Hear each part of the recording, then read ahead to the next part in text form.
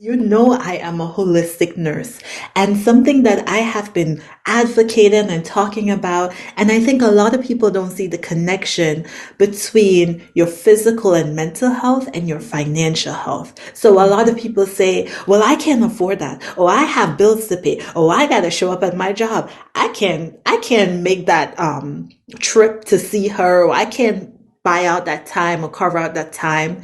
But you in your practice, what happens to someone if they don't receive adequate care? So you are in, maybe you're not in crisis just yet, but you're really close to crisis. How does that affect every other part of their life? Why should they really prioritize not just getting help, but getting adequate help? What is the repercussions if they don't prioritize?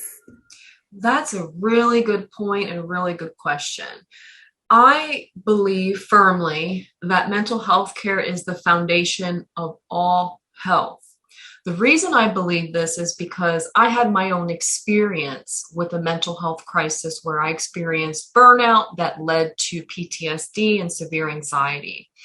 And that's a story in and of itself. But I intellectually knew that there's a connection and know that there's a connection between mental health, inflammation, chronic disease, and poor health.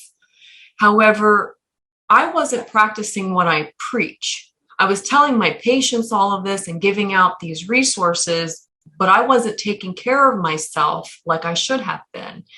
And it ended up being a detriment to my not only my mental health, but also my physical health. When your mental health fails and you go into whether it's burnout, whether it's actually a mental illness such as anxiety or depression, you create an inflammatory process in your body that's prompted by cortisol because the sympathetic nervous system becomes overreactive and it eventually gets to a point where it can't keep up. And this can look like blood sugar dysregulation, which can end up, with diabetes. It could also lead to poor eating habits. A lot of people with anxiety and depression will either overeat and because they're trying to satisfy or get some dopamine, so they'll be eating a lot of carbohydrates, sugary foods, processed foods to try to pump their mood up. And others will not eat at all because, especially if you're into a deep depression, your appetite will actually be suppressed. Or if you're in a chronic state of anxiety, the acute phase, you're eating more than usual, you're stress eating, and then the chronic phase, you stop eating and you go into depression. And so your eating habits change. That can lead to extreme weight gain or weight loss, which is also not good for your health. And it predisposes you to many diseases. When you have this high level of cortisol, these inflammatory markers and cytokines become activated in your immune system, which is basically all over not just your brain, but your entire body.